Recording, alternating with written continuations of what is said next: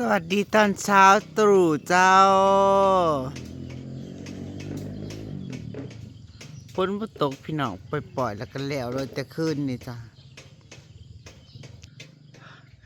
มื้อนี้บ่ได้ไปหาเห็ดพี่น้องตอนแรกก็ว่าอยากไปหาเห็ดนะจ้ะพอบอยเอารถมือแต่ว่าเพิ่นสิได้จูงมาจากร้านน้ำมันเบิดถ้ามีรถนะนางว่าอยากไปหาเห็ดพูนหมองปลาตีแดงพุ่นล่ะมองไปมื้อแรกอยากไปหาเห็ดปุ๊บละโงกนายใหญ่อ้อยแกงว่ะลงดำหน้าครับพี่น้องคนงานกันก็ลงไปองใดนี่ตื่นมากสิได้วนไปหาหญ้ามาให้ลูกกับคุณแม่เกี่ยวไว้อยู่สวนผมเดินสิเอิญลูกสาวพี่น้องเดี๋ยวน่าสิเอิญลูกสาวผูกไว้หันแล้วจุดขึ้นมาเพื่อจะเสียวออกจากขอบสาวเงินสาวทองบ่ได้ยินเลยนั่นว่าแล้วสาวเงินสาวทอง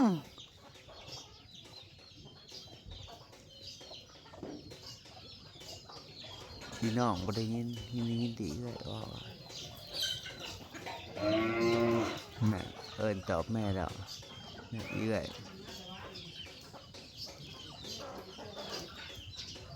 จับเงิน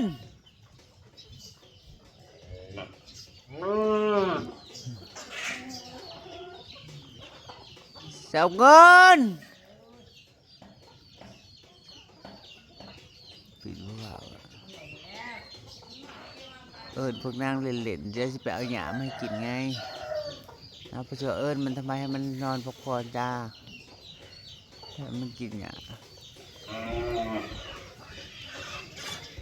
คันแม่อยากออกจากคอกนะ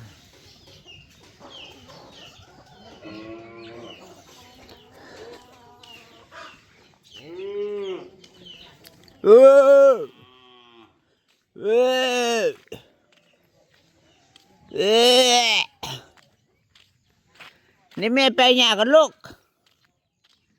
นี่แม่ไปหยาก่อนเดี๋ยวแม่ไปเอาเสบียงมาให้พวกเธอก่อนได้ยินไหม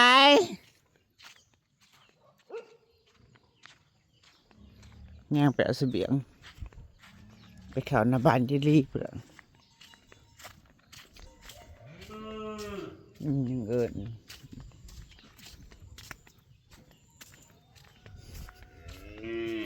เฮ้ยหมอซิมอนดิหมอซิมอนเดี๋ยวแม่มาซิมอนกระลง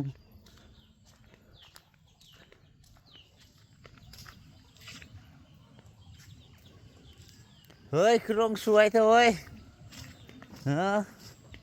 สวยพอๆกันเลยเว้ย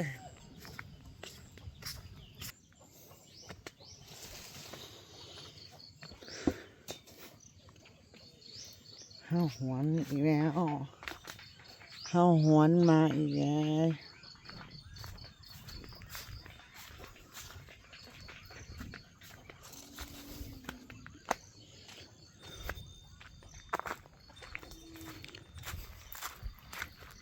ให้หัวอาหารกันปลาทับทิมนางปิดหมูอยู่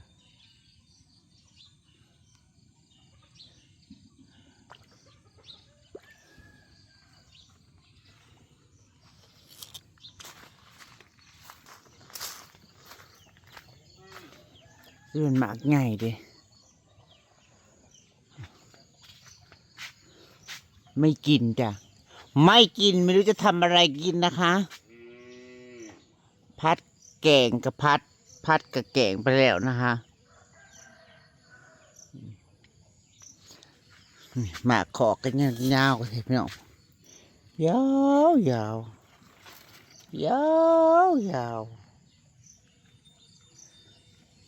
ไม่กินนะ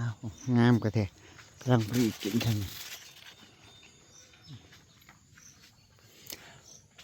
ฉันก็จะปลูกประดับบารมีฉันหมากหน่อยมันกำลังเปิดสอยลงมา ไม่กินนะก็จะปลูกประดับบารมี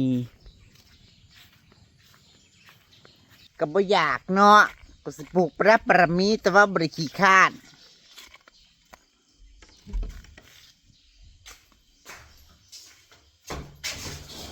หัวหานปลาดุกก็สวย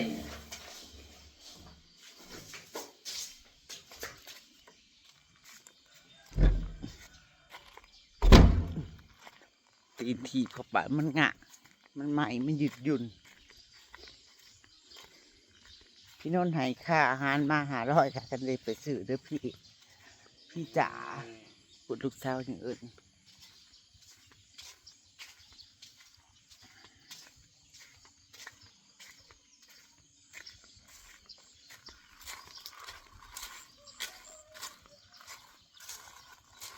มาลูก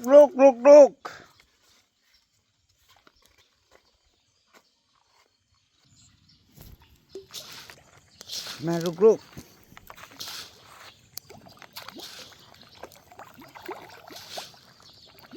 ปลาสทิม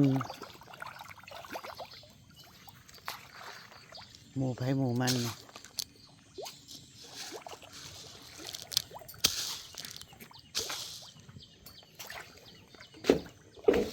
อันนี้เม็ดน้อยปลูกเดี๋ยวจะเม็ดใหญ่ลง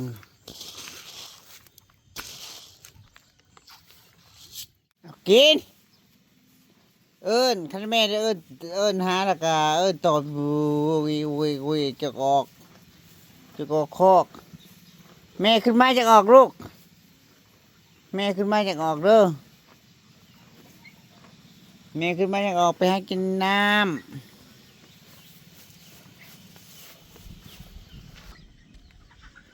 ลูกไปหาดำนาโอ้ยลงมาหอดกลางทงเนี่ย นี่แหละเขาบนนางก็สิเดียวแค่โน่นนี่ครับนี่โน่นนี่จากไข่นกไข่กระเดาลงไปปู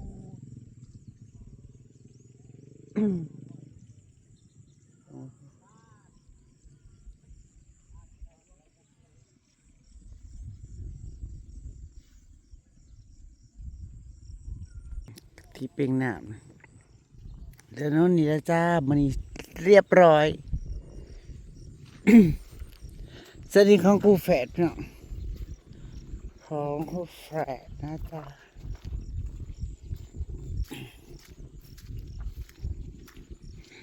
ส่วนของเยลี่เรียบร้อยไปแล้วบ่แป๊บก็ลงฮอดกูฮอดลงไปไทยได้พี่น้องเอ้ยป่านนี้ฮอดใส่ระบบลงไปไทยแล้วไปหาเหตุงานติดนมมัวแถวสระบุรีพี่น้องเพิ่นไปกับเมียเพิ่นเลยบัดนี้อ้ายเพิ่นสิขึ้นมาได้บัดอ้ายเพิ่นสิขึ้นมาอยู่บ้านมาพักผ่อนก็สิ ก็สิถ่ายคลิปทางส่องเบาแป๊บนะพี่น้องเดี๋ยวก็สิได้เห็นอันอ้ายเบาแป๊บมาคุกคีกับนางบ่ต้องป้องแป้งย่างอันอำมาลากับอันพี่ชายเบาแป๊บเลยกับเบากีนตอนเป็นวัยรุ่นนะสนิทกันนี่พี่น้องแต่ก่อนเพิ่นจะได้เมียนะสนิทกันคล้ายๆกับเบาแป๊บเมื่อก่อนเลยพี่น้องก่อนเพิ่นเบาแป๊บสิได้เมียนะไปน้ำใช้ไปใช้กับไปน้ำกันตลอดไปบุญไปงานนั่นงานนี่ไปน้ำกัน จับคู่กันเชื่อกันเลย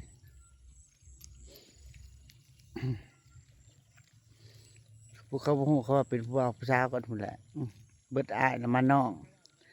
เบิดน้องกับตัวเดียว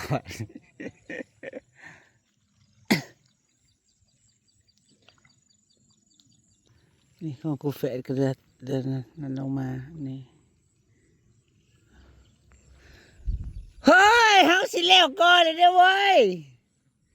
วันนี้ก็เท่านั้นสู้ๆอ้ายสู้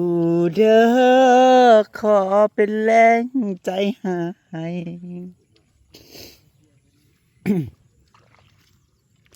หมอได้ว่าลงมาพร้อมกันกับบำราหมอนี่พี่น้องส่วนแม่เฮ็ดกินแล้วก็ ลงมาส่งกับเขาสังเกตเบื้องหน้านาระหว่างลูกกับพ่อนี่ลูกนี่คือกันเด้อนาเขาเจ้านาเขาเจ้าคงทีนาพ่อนี่งามพี่น้องนางามตรงของพ่องามตรงบาดของลูกพัดโคตร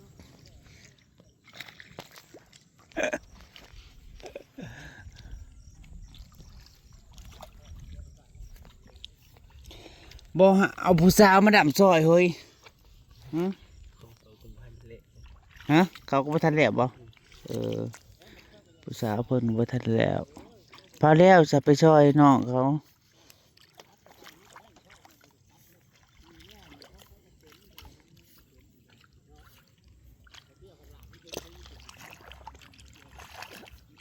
ดำก็ไม่ได้ใส่ลายต้องใส่2 ต้น 3 ต้นเดียวตั้งแต่เช้ามาบ่หันได้หอยให้นอนบ่ตั้งแต่เช้ามานี่หอยให้นอนให้นี่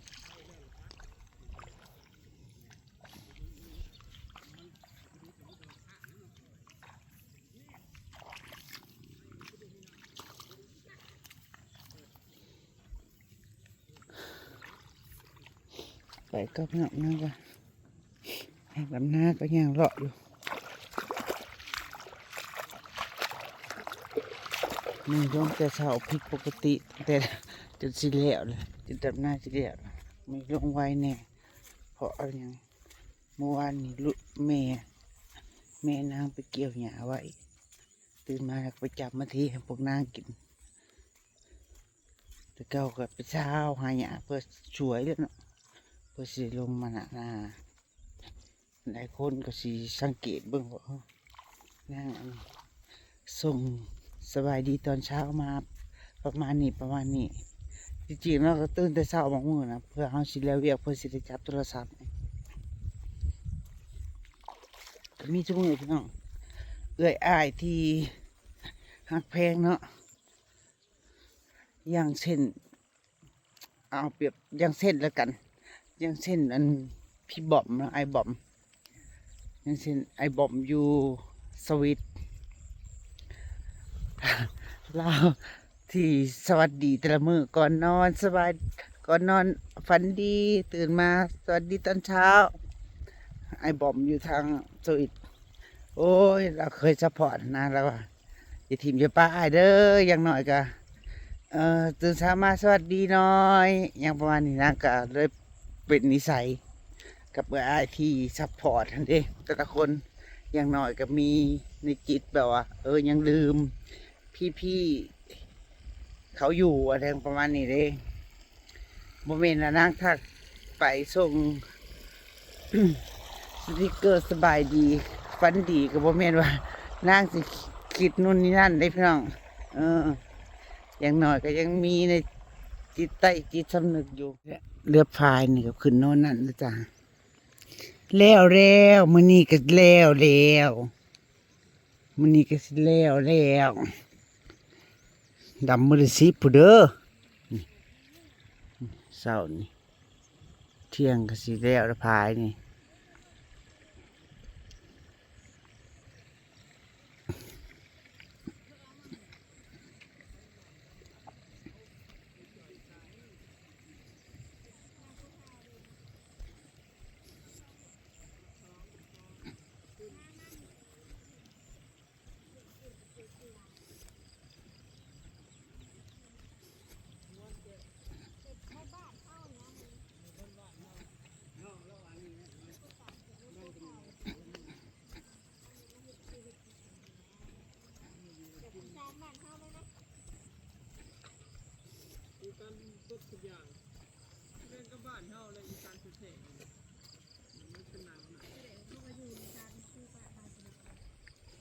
มื้อเช้าก็ว่าอยากไปมื้อเช้าว่าอยากไปหาเห็ด